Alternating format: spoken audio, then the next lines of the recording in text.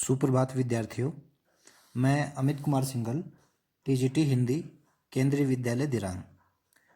विद्यार्थियों, हमने हमारी जो पाठ्य पुस्तक है भारत की खोज डिस्कवरी ऑफ इंडिया, हिंदी की पाठ्य पुस्तक है जवाहरलाल नेहरू द्वारा रचित, उसका हमने तीसरा अध्याय पढ़ा था और ये अध्याय थोड़ा सा बड़ा है, तो इसके हमने 3 वीडियो बनाए थे।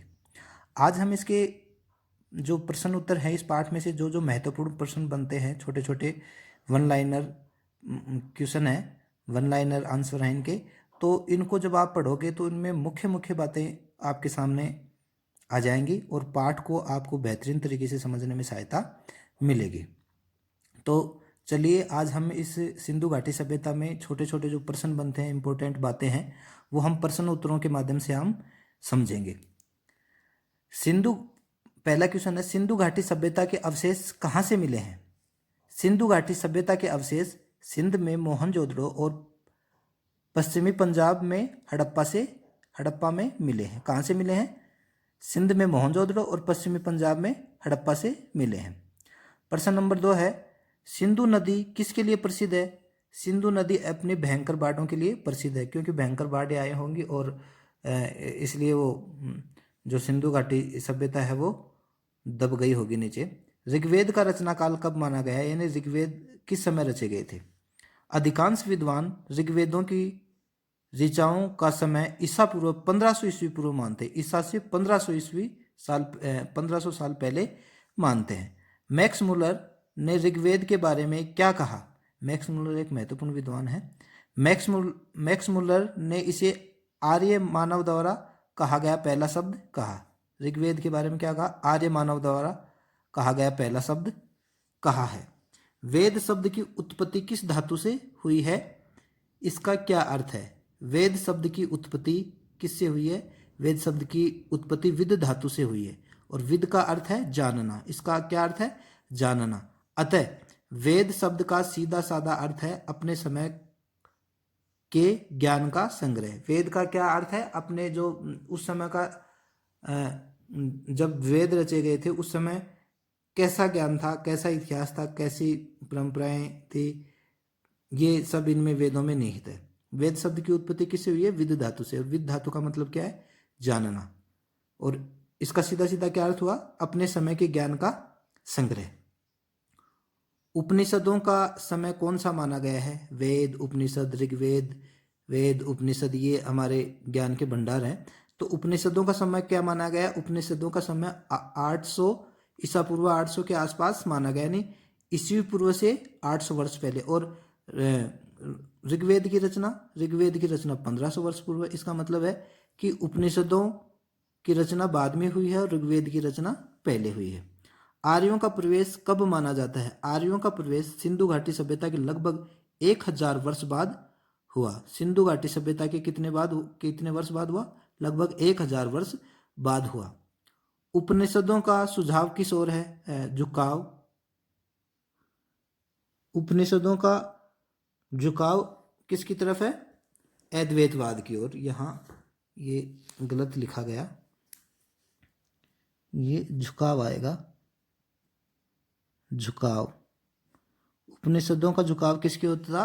अद्वैतवाद की ओर था। प्रश्न नंबर 9 है, लेखक ने राजतरंगिणी के बारे में क्या कहा है? राजतरंगिणी कल्हण द्वारा रचित है। यह ग्रंथ कल्हण द्वारा रचित है। इसमें कश्मीर का इतिहास लिखा गया है। इसकी रचना ईसा की 12वीं शताब्दी में हुई थी। यानी ये जो महत्वपूर्ण रचना है राजतरंगिणी, ये एग्जाम की दृष्टि से भी महत्वपूर्ण है। राजतरंगिणी के बारे में क्या कहा है? सबसे पहले तो राजतरंगिणी क्या है? राजतरंगिणी एक ग्रंथ है। और कैसा ग्रंथ है? ऐतिहासिक ग्रंथ है। किसने लिखा? कल्हण ने लिखा। और इसमें क्या है? कश्मीर के इतिहास की जानकारी हमें मिलती है। और कब लिखा गया? ये 12वीं सदी में लिखा गया था। प्रश्न नंबर 10 है, सिकंदर के आक्रमण से कौन कौन से विलक्षण व्यक्ति सामने आए? यानी भारत पर सिकंदर कहाँ का था? यूनान का था। और उसने जब आक्रमण किया भारत पे, तब कौन से 2 विलक्षण यानी जो अन्य से भिन्न हो? चंद्रगुप्त मौर्य और चाणक्य, 2 व्यक्ति हैं ये। चंद्रगुप्त मौर्य चाणक्य की सहायता से नंदवंश का विनाश करता है। ये चाणक्य चंद्रगुप्त मौर्य की सहायता से, चंद्रगुप्त मौर्य का गुरु कौन है? चाणक्य है, और इसने अर्थशास्त्र लिखी है, बहुत प्रसिद्ध विद्वान है। सिंधु घाटी सभ्यता ने किन किन सभ्यताओं के साथ संबंध स्थापित किए व व्यापार किया? सिंधु घाटी सभ्यता ने फारस, मेसोपोटामिया और मिस्र की सभ्यताओं से संबंध स्थापित किए। सिंधु घाटी सभ्यता ने किस किस से संबंध स्थापित किए? फारस, मेसोपोटामिया। मेसोपोटामिया किसे कहते हैं? इराक, जो दजला फरात नदियों के किनारे थी, मिस्र की नील नदी के किनारे थी मिस्र की सभ्यता से संबंध स्थापित किए। सिंधु घाटी सभ्यता के किन से? फारस से, मेसोपोटामिया से और मिस्र की सभ्यताओं से संबंध स्थापित, और वहां व्यापार किया जाता था। प्रश्न नंबर 12 है, सिंधु घाटी सभ्यता के अंत होने के बारे में क्या संभावना हो सकती है? यानी सिंधु घाटी जो सभ्यता थी हमारी, वो कैसे नष्ट हुई, कैसे विलुप्त हुई, कैसे दब गई? यह संभव है कि मौसम परिवर्तन के कारण धीरे धीरे जमीन सूखती गई हो और खेतों पर रेगिस्तान छा गया हो अथवा बाढ़ आ गई हो। या तो धीरे धीरे बरसात कम हो गई तो धीरे धीरे रेगिस्तान में परिवर्तन हो गया और पानी की कमी आ गई, या फिर भयंकर बाढ़ आई हो जिससे दब गई हो सिंधु घाटी सभ्यता। सबसे बड़ा सांस्कृतिक समन्वय कौन सा हुआ? सबसे बड़ा सांस्कृतिक समन्वय बाहर से आने वाले आर्यों और उन द्रविड़ जातियों के बीच हुआ, जो संभवतः सिंधु घाटी सभ्यता के प्रतिनिधि थे। सिंधु घाटी सभ्यता के प्रतिनिधि कौन थे? आर्य और द्रविड़ों को माना जाता है। तो सबसे बड़ा सांस्कृतिक समन्वय कहाँ से हुआ? बाहर से आने वाले आर्य कहाँ से आए थे? बाहर से, और द्रविड़ जातियों के बीच हुआ। द्रविड़ जाति दक्षिण में पाई जाती है, द्रविड़ जाति है। सिंधु घाटी सभ्यता की खोज से पहले क्या क्या समझा जाता था? सिंधु घाटी सभ्यता की खोज से पहले समझा जाता था कि हमारे पास भारतीय संस्कृति का सबसे पुराना इतिहास क्या है? वेद है। ऋग्वेद की रचना हमने पढ़ा था, ऋग्वेद की रचना 1500 ईसा पूर्व हुई थी, ईसा पूर्व 1500 में हुई थी। वेद किसके निकट है? सिंधु घाटी सभ्यता की खोज पहले नहीं हुई थी, तो हम भारतीय संस्कृति का सबसे पुराना इतिहास किसको मानते थे? वेद को। फिर जब सिंधु घाटी सभ्यता की खोज हुई तो हमें पता चला कि वेदों से भी पुरानी क्या है? सिंधु घाटी सभ्यता है। वेद किसके निकट हैं? वेद भारत के महाकाव्यों की संस्कृत की अपेक्षा अवस्था के अधिक निकट है। वेद भारत के महाकाव्यों की संस्कृत की अपेक्षा अवस्था के अधिक निकट है। मानव जाति की पहली पुस्तक कौन सी है? पहला वेद यानी ऋग्वेद मानव जाति की पहली पुस्तक है। वेद ये ऋग्वेद है, ये 1500 ईसा पूर्व 1500 में ही इसकी रचना हो गई थी, बहुत पुराना है। मानव जाति की पहली पुस्तक किसे माना गया? ऋग्वेद को माना गया। बहुत महत्वपूर्ण बात है। किस प्रवृत्ति ने आगे चलकर जाति व्यवस्था का रूप ले लिया? विशिष्टतावाद और छुआछूत की प्रवृत्ति ने आगे चलकर जाति व्यवस्था का रूप ले लिया। विशिष्टतावाद, अपने आप को विशिष्ट मानना। उपनिषदों की सबसे प्रमुख विशेषता क्या है? वेद, उपनिषद, इनकी क्या सबसे प्रमुख विशेषता क्या है? उपनिषदों की सच्चाई पर बल देना। तो ये बात महत्वपूर्ण है। विश्व के प्राचीन साहित्य का एक बड़ा भाग क्यों खो गया? इसका कारण यह है कि इन ग्रंथों को आरंभ में ताड़पत्रों या भोजपत्रों पर लिखा गया था। किन पे लिखा गया था? ताड़पत्रों या भोजपत्रों पर लिखा गया था। कागज पर लिखने का चलन बाद में हुआ। क्यों? क्योंकि चीन का कागज का आविष्कार कहाँ हुआ था? चीन में हुआ था। इससे पहले जो लिखाई का काम था वो किस पे होता था? ताड़पत्रों पे या भोजपत्रों पे। भोज यानी जिस पे हम भोजन करते हैं, छोटे छोटे जो पत्ते होते हैं, उन पे लिखने का चलन हुआ। कागज पर लिखने का चलन बाद में हुआ। इससे पहले किन पे लिखा जाता? ताड़पत्रों पे और भोजपत्रों पे। कौटिल्य की रचना अर्थशास्त्र कब रची गई? ईसा पूर्व 4वीं शताब्दी में रची गई, यानी ईसा पूर्व, ईसा से पूर्व। अब ये चाणक्य है, इसने क्या लिखा था? चाणक्य की रचना अर्थशास्त्र कब रची गई? चाणक्य ने अर्थशास्त्र नामक ग्रंथ की रचना की थी, जो राजनीति का महत्वपूर्ण ग्रंथ है, जिसमें एक राजा को किस तरह से शासन करना चाहिए उसमें ये बात बताई गई है। प्रश्न नंबर 21 है, भारतीय पुराकथाओं का इतिहास कहाँ तक जाता है? भारतीय पुराकथाओं का इतिहास महाकाव्यों तक सीमित न रहकर वैदिक काल तक जाता है। भारतीय पुराकथाओं का इतिहास कहाँ तक? महाकाव्यों तक सीमित न रहकर वैदिक काल तक जाता है, यानी वैदिक काल था, वेदों की जब रचना हुई थी तब। आर्य और महाभारत काल में विवाह में क्या अंतर दिखाई देता है? आर्यों में स्त्रियां अनेक विवाह का चलन नहीं था। आर्यों में क्या था? अनेक विवाहों अनेक स्त्रियों से अनेक विवाह का चलन नहीं था। किंतु महाभारत की कथा में द्रौपदी एक साथ 5 भाइयों की पत्नी थी। द्रौपदी कितने कितने भाइयों की पत्नी थी? 5 भाइयों की थी। अर्जुन, नकुल, सहदेव, भीम, इनकी पत्नी थी। कौन? द्रौपदी। और आर्यों में क्या था? बहुविवाह प्रचलित नहीं था।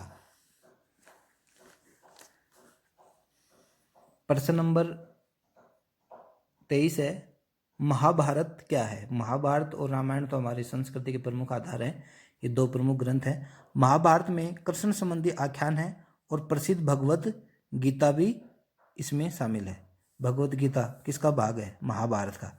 इसमें कृष्ण संबंधी आख्यान है। कृष्ण संबंधी आख्यान का मतलब है कि कृष्ण ने इसमें सदकर्मों की व्याख्या की है, अर्जुन को उपदेश दिया है, कर्म का उपदेश दिया है, जो भगवत गीता के अंतर्गत आता है।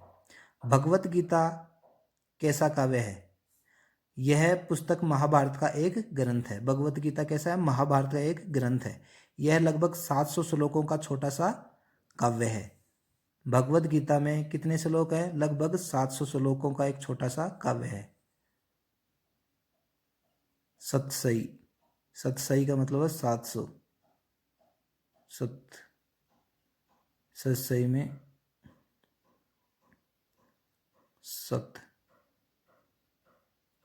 यह पुस्तक महाभारत का एक अंश है। कौन? भगवत गीता। भगवत गीता में, इसमें महाभारत में भगवत गीता है। महाभारत से निकलकर भगवत गीता है, जिसमें 700 श्लोकों का छोटा सा काव्य है। गीता में किसका आह्वान किया गया है? यानी गीता में क्या उपदेश दिया गया है? गीता में क्या कहा गया है? महत्वपूर्ण बात है ये। तो आप हमारी जो घरों में फोटोएं लगी होती हैं, तस्वीरें लगी होती हैं, उनमें भी गीता का उपदेश कृष्ण द्वारा गीता का उपदेश का एक चित्रण किया जाता है। उनका गीता का उपदेश हमें लिखा हुआ मिल जाता है। गीता में जीवन के कर्तव्यों के निर्वाह के लिए क्रम का आह्वान किया है।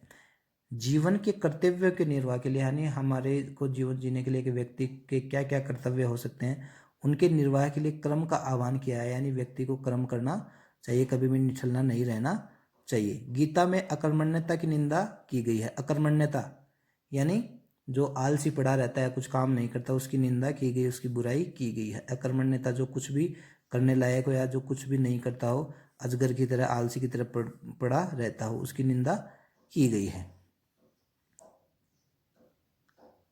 प्रश्न नंबर 26 है, बुद्ध के समय से पहले का वृत्तांत हमें किसमें मिलता है? बुद्ध के समय से पहले का वृत्तांत हमें किसमें मिलता है? बुद्ध के समय से पहले का वृत्तांत हमें जातक कथाओं में मिलता है। किसमें मिलता है? जातक कथाओं में। बुद्ध के समय का पहला, यानी बुद्ध ने जन्म लिया उससे पहले का वृत्तांत हमें कहाँ मिलता है? जातक कथाओं में। यह कैसे पता लगता है कि भारत में लिखने की प्रथा पुरानी है? हमें कैसे पता लगता है कि भारत में लिखने की प्रथा यानी परंपरा बहुत पुरानी है? पाषाण युग के मिट्टी के बर्तनों पर ब्राह्मी लिपि के अक्षर मिलते हैं। पाषाण युग में, यानी पाषाण यानी पत्थर के युग में मिट्टी के बर्तनों पर ब्राह्मी लिपि के अक्षर मिलते हैं। इसका मतलब हम ये अंदाज़ा लगा सकते हैं कि भारत में लिखने की कला बहुत पुरानी है। यानी कागज़ का आविष्कार तो बाद में हुआ, कागज़ पे लिखने से पहले लोग भोजपत्रों, ताड़पत्रों पे लिखते थे और मिट्टी के बर्तनों पे भी लिखते थे। इससे हम ये अंदाज़ा लगा सकते हैं कि भारत में लिखने की प्रथा, परंपरा पुरानी थी। पाणिनि ने कब किसकी रचना की? पाणिनि ने ईसवी पूर्व से 6ठी शताब्दी या 7वीं शताब्दी में। अब देखो 6ठी या 7वीं में कोई निश्चित नहीं है, यहाँ एक बात निश्चित नहीं की गई है। 6ठी या 7वीं शताब्दी में अनुमान लगाया गया। शताब्दी में संस्कृत भाषा की व्याकरण की रचना की। पाणिनि ने किसकी रचना की थी? अष्टाध्यायी की रचना की थी। किसकी की थी? अष्टाध्यायी की रचना की थी। संस्कृत भाषा में व्याकरण की रचना की थी। भारत में औषध विज्ञान के जनक कौन जाते हैं? औषध यानी औषधियाँ, जड़ी बूटियाँ हैं, उनके विज्ञान के जनक कौन माने जाते हैं? धन्वंतरी। ये बहुत बड़े विद्वान थे। धन्वंतरी। शल्य चिकित्सा पर किसकी पुस्तक मिलती है? सर्जरी, जो आज की हम सर्जरी बोलते हैं उसे शल्य चिकित्सा। शल्य चिकित्सा पर किसकी पुस्तक मिलती है? सुश्रुत की। ये भी बहुत बड़े चिकित्सक थे। बनारस के बारे में क्या कहा गया है? बनारस हमेशा से शिक्षा का केंद्र रहा। बनारस भारत का प्राचीन शहर है जो इतिहास और परंपरा का सम्मिश्रण इसमें मिलता है। धार्मिक नगरी है बनारस और वो हमेशा से क्या रहा है? शिक्षा का केंद्र रहा है। प्रश्न नंबर 32, वैदिक धर्म से कटकर कौन से धर्म अलग हुए? जैन धर्म और बौद्ध धर्म। वैदिक धर्म से कौन कौन से दो ग्रंथ अलग हुए, धर्म अलग हुए? वैदिक धर्म से जैन धर्म बना और वैदिक धर्म से बौद्ध धर्म बना। यानी जैन धर्म और बौद्ध धर्म ये किससे अलग कटकर हुए? वैदिक धर्म से। प्रश्न नंबर 33 है, जैन धर्म के संस्थापक कौन थे? जैन धर्म के संस्थापक महावीर स्वामी थे। कौन थे? महावीर स्वामी थे। जैन धर्म के संस्थापक महावीर स्वामी थे। बुद्ध में किस पर हमला बोलने का साहस था? बुद्ध में लोक प्रचलित धर्म, अंधविश्वास, कर्मकांड और पुरोहित प्रपंच पर हमला बोलने का साहस था। जो धार्मिक अंधविश्वास है, कर्मकांड है, आडंबर है, बुरी बातें, पुरोहित प्रपंच पर हमला बोलने का साहस था। चंद्रगुप्त के सलाहकार कौन थे? चाणक्य। कौन थे? चाणक्य। चंद्रगुप्त मौर्य ने चाणक्य ने चंद्रगुप्त मौर्य की सहायता से नंदवंश की विनाश किया था, क्योंकि नंदवंश के शासकों ने चाणक्य को अपने दरबार में बुलाया था और चाणक्य की क्या की थी? बेइज्जती की थी, अपमान किया था। इसलिए चाणक्य ने इसने अपनी चोटी की गांठ लगा ली थी और कसम खाई थी कि मैं जब तक नंदवंश का नाश नहीं कर दूंगा तब तक चैन से नहीं बैठूंगा। और इसने चाणक्य ने चंद्रगुप्त मौर्य को निखारा और उसके ताकत से उसने क्या किया? नंदवंश का विनाश किया। अशोक कब मौर्य साम्राज्य का उत्तराधिकारी बना? 273 ईस्वी पूर्व में अशोक 273 ईस्वी पूर्व में अशोक मौर्य साम्राज्य का उत्तराधिकारी बना। 273 ईस्वी में। अशोक ने कितने वर्ष तक शासन किया? 41 वर्ष तक। कितने वर्ष तक? 41 वर्ष तक शासन किया। 232 ईस्वी पूर्व में उसकी मृत्यु हो गई। तो ये प्यारे विद्यार्थियों के प्रश्न थे और बहुत ही महत्वपूर्ण प्रश्न है ये। आपको इनको अच्छी तरीके से पढ़ना है सारों को, और ये जो तीसरा अध्याय है आपको बहुत अच्छी तरीके से समझ में आ जाएगा। मैंने एक एक प्रश्न इसमें से हर लाइन से प्रश्न उठाया है कि ताकि आपको ये पाठ समझ में भी आ जाए और आगे के लिए भी, ये अब के लिए नहीं, आगे के आपके ज्ञान के लिए भी सहायक रहेगा और एग्जाम्स में भी सहायक रहेगा और इसमें से प्रश्न भी आएंगे। तो आशा है कि आप इस वीडियो को ज़रूर देखेंगे और सभी प्रश्नों को आप धीरे धीरे पढ़ के और इनको याद करेंगे। ये तीसरा अध्याय आपको समझ में आ जाएगा। मैं इसकी फ़ोटो आपको भेज दूंगा, आप अपने नोटबुक में नोट कीजिए और शिक्षकों द्वारा बताए गए दिशा निर्देशों को पालन कीजिए और घर में रहिए और अपना अध्ययन जारी रखिए। नमस्कार, जय हिंद।